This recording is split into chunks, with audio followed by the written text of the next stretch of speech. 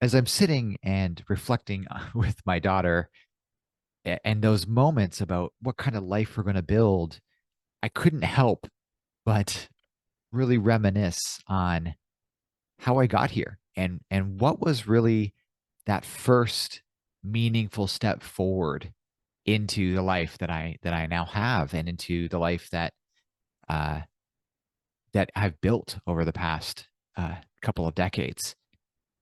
And I was brought back to this moment that was really powerful. And it's a way that we as fathers can show up not only for everybody in our life, but also for our kids.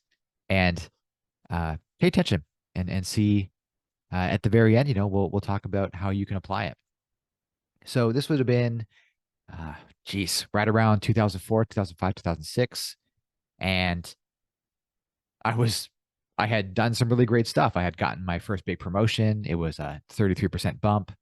I was doing data analysis, which was something that I really love, getting into spreadsheets. And I had found out that this lifelong gaming company that I spent a lot of time when I was a kid playing, uh, called Rifts. Rifts was the game. Palladium Books was the company.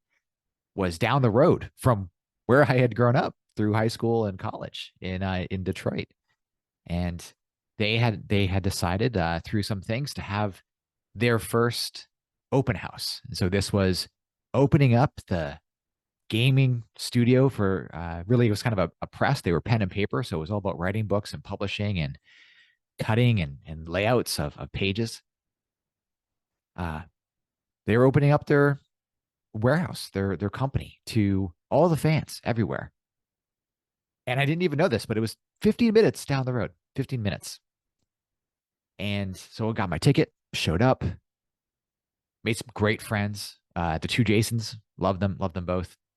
Uh, both contributors and writers to this game this game company that I really loved. Lots of different products in there. You'll find a link in the bio.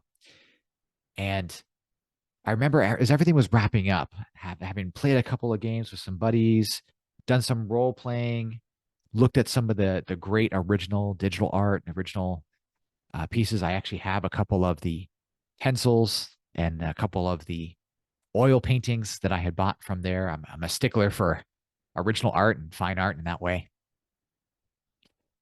And I had this moment where we could sort of meet the founder and walk over and say hi, get a book signed. I still have these books and everything.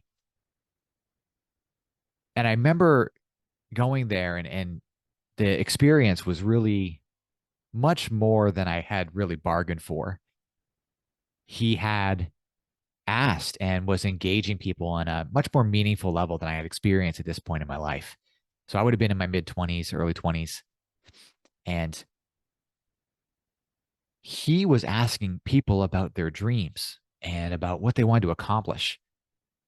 And at this stage in my life, I had, when I was really young, I remember I had that standard dream I always talk about that almost all young boys that play video games want to make video games in their life. And I went to school for coding to be a programmer, and I learned that that wasn't my zone of genius. so, uh, and so at that point, I wasn't really aware. So this would have been between 99 and 2003. That's when I went to college. I wasn't really aware of all the different avenues you could have to getting into the industry. And so when he said, he just asked me point blank, I mean, what do you want to do? What's your dream? And at many times in my life, I've known I've always had these things that I want to accomplish, and they've been inside and they come out. I do a regular stream of conscious, and I said, I want to make video games. And I said, I don't know how, and I don't think I can. I went to school for coding. I learned I really wasn't good at some of the low level coding. C++ is what I learned on. Pascal to start, C++, C, those kind of things. And I just didn't. I don't see a path for me. I've kind of decided to move on. And he kind of paused for a minute in that way that people that are actually listening to you pause and reflect. And he said to me, I think something that's really impacted me for, you know, the rest of my life. And he said, I was your age when I started Palladium Books. And nobody believed in me, and I didn't know how I was going to do it, but I just did it. And there's no reason why you can't do the things that you want to do. And I remember 4 months later, I was living in a house with my buddies, all some high school buddies, and we were all working and doing the thing. And my good buddy Gordy brought over some Cuban cigars that had these nice sugar crystals on them. So they're really good quality. And we were celebrating my moving from Detroit to Albany because I had gotten a job making video games. And when I reflect on that and reflect on the time that I spend with my family, the time that I spend with my clients, the people that I coach and help strategize on their brands, on the other men in my life, on the conversations I have on the show, the Feel Good Fatherhood show, I can't help but think and reflect on what my life would have been had somebody not breathed into it.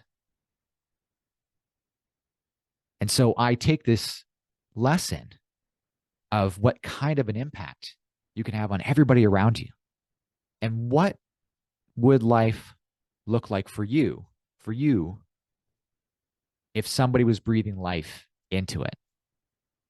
But I think the most important question and what I really learned here, especially as I've aged, it's been 20 years, I think of what are the times in my life where I can show up powerfully for somebody else, where I can breathe life into them.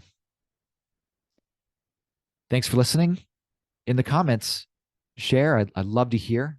Share about when somebody has breathed life into you, your dreams, or what you want to accomplish. I really want to know. And then think about who in your life are you breathing life into. Thank you. This is Jay with Feel Good Fatherhood.